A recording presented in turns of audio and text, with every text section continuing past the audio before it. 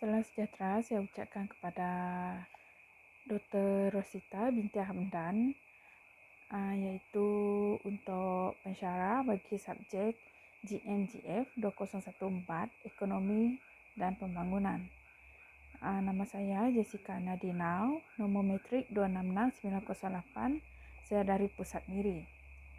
Untuk tugasan individu bagi subjek GMGF 2014 ini, saya akan membentangkan tugasan saya yang bertajuk menghapus kemiskinan. Dalam 1.0 pengenalan, kemiskinan merujuk kepada sebuah situasi yang tidak menguntungkan bagi individu yang dikategorikan sebagai golongan miskin. Situasi ini merujuk kepada kekurangan yang dialami oleh golongan miskin, terutamanya di negara-negara yang sedang membangun. Ini dinyatakan oleh Sharifah Rohaya dan Swetland pada 2016. Bradshaw 2009 mengatakan kemiskinan mempunyai beberapa dimensi, bukan hanya dari aspek kewangan.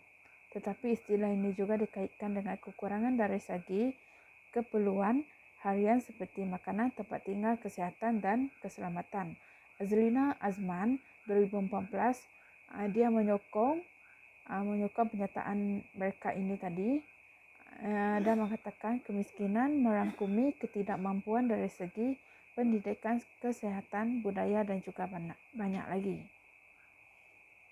Nur Aini 2008 mendapati banyak isu kemiskinan yang berlaku dalam kalangan ibu tunggal atas sebab jumlah tanggungan yang banyak, tidak mempunyai pekerjaan tetap, memiliki tahap pendidikan yang rendah, faktor usia dan sebagainya. Jurang kemiskinan yang ada pada hari ini amat membimbangkan kerana ia akan terus berlanjutan dan membentuk sebuah kitaran ganas kemiskinan atau dikenali sebagai perangkap kemiskinan.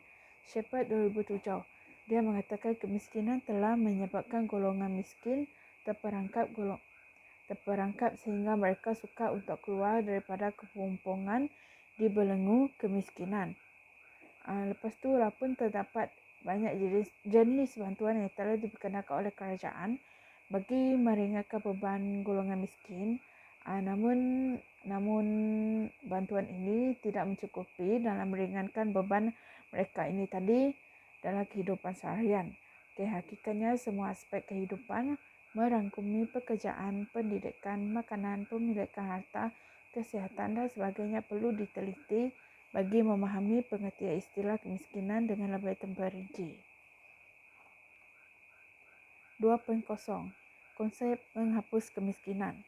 Gilbert dan Gulger 1982 mereka berpendapat bahawa kemiskinan berpunca daripada golongan miskin sama seperti yang diutarakan oleh Oscar Lewis dalam teori budaya kemiskinan, di mana golongan miskin adalah golongan yang malas berusaha dan juga bertanggungjawab. Pandangan para sarjana ini telah mewujudkan situasi di mana golongan miskin di negara-negara barat dipinggirkan daripada kemudahan yang disediakan oleh kerajaan. Apabila wujud diskriminasi terhadap golongan miskin, akhirnya Wilson 1987 dia telah memperkenalkan pendekatan pengetahuan kemiskinan. Pendekatan ini tadi berusaha untuk melihat faktor-faktor yang menyebabkan golongan miskin ni dia hidup dalam kemiskinan. Flat Poverty pada tahun 2011 telah merumuskan pengertian kemiskinan sebagai sebuah bentuk kelaparan makanan, kekurangan tempat berteduh, memiliki tahap kesihatan yang rendah, kurang mendapat pendidikan dan tidak memiliki kemahiran membaca dan tidak mempunyai pekerjaan. Dalam konteks negara Malaysia, kemiskinan boleh dijelaskan dalam dua perspektif, kewangan dan juga pendapatan. Lepas tu kemiskinan dia ada terbagi kepada dua, iaitu kemiskinan mutlak dan juga kemiskinan relatif. Di Malaysia, kemiskinan yang wujud adalah kemiskinan mutlak. Yang ini disebabkan pendapatan isi rumah dibandingkan dengan pendapatan garis kemiskinan, iaitu PGK. Manakala kemiskinan relatif lebih berkaitan dengan pendapatan individu. Pengertian terhadap konsep kemiskinan ini boleh difahami dengan mudah dan digunakan sebagai panduan untuk menentukan sama ada individu tertentu boleh dikategorikan sebagai golongan miskin maupun tidak. 3.0 Kepentingan menghapuskan kemiskinan di Malaysia. Muhammad Abdul Halid, 2014.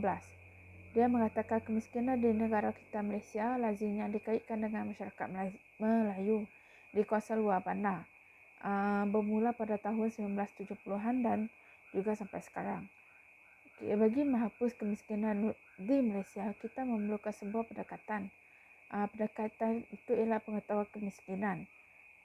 Supaya dapat memahami punca yang menyebabkan kemiskinan dari perspektif golongan miskin. Perlu mengenal pasti siapakah yang dikategorikan sebagai golongan miskin. Apakah kriteria yang menjadikan mereka dianggap sebagai golongan miskin dan apakah penyebab golongan ini hidup dalam kemiskinan. Sebagai contoh, kerajaan boleh mewujudkan beberapa bantuan untuk membantu golongan miskin dalam menampung keperluan asas mereka. Seterusnya, media massa juga mereka memainkan peranan penting dalam menyebar kepentingan kesedaran tentang menghapus kemiskinan. Mengkaji apakah cabaran yang mungkin menghalang usaha negara dalam mencapai kemiskinan sifar. Contohnya, tahap pendidikan yang rendah merupakan faktor utama isu kemiskinan masih lagi berlaku sehingga ke hari ini. Sekiranya isu kemiskinan ini berpunca daripada kekurangan dari segi kemahiran tenaga kerja, berbagai usaha juga telah diperkenalkan oleh kerajaan. Negara kita masih berusaha untuk mencapai status negara maju yang berpendapatan tinggi dengan memfokuskan kualiti kehidupan masyarakatnya. Negara maju akan mempunyai masyarakat yang memiliki kualiti hidup yang tinggi serta kadar kemiskinan yang rendah. 4.0 Isu berkaitan menghapus kemiskinan. Dalam 4.0 ini ialah salah satu daripada maklumat pembangunan lestari yang telah dibentangkan oleh Bank Dunia.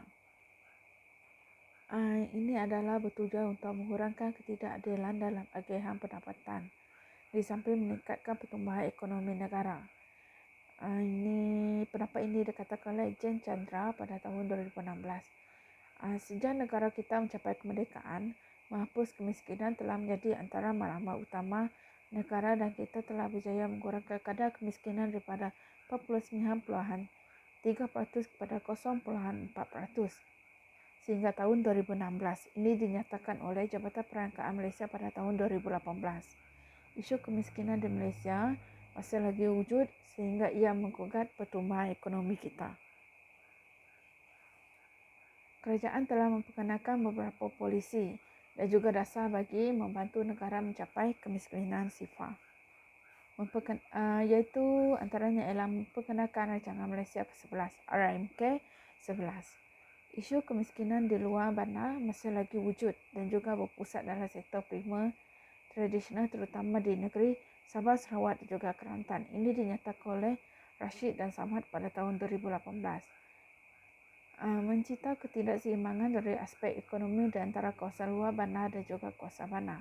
Lepas tu, setiap individu merangkumi golongan miskin perlu mempunyai kesedaran bahawa memiliki tahap pendidikan yang tinggi amat membantu dalam mendapatkan pekerjaan yang selayaknya.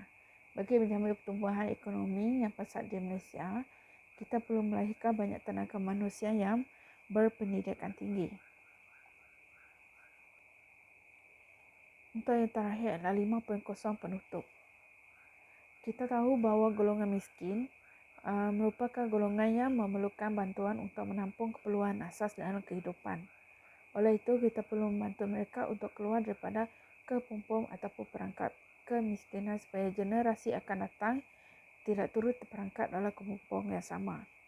Walaupun kita tidak dapat menghapus kemiskinan secara menyeluruh, namun, kita masih mempunyai peranan dalam membantu mengurangkan jumlah atau kadar kemiskinan di negara kita. Setiap kita perlu memainkan peranan masing-masing bagi membantu kerajaan dalam mengurangkan kadar kemiskinan di negara kita. Itu saja untuk pembendakan tugasan kumpulan tugasan individu daripada saya. Terima kasih.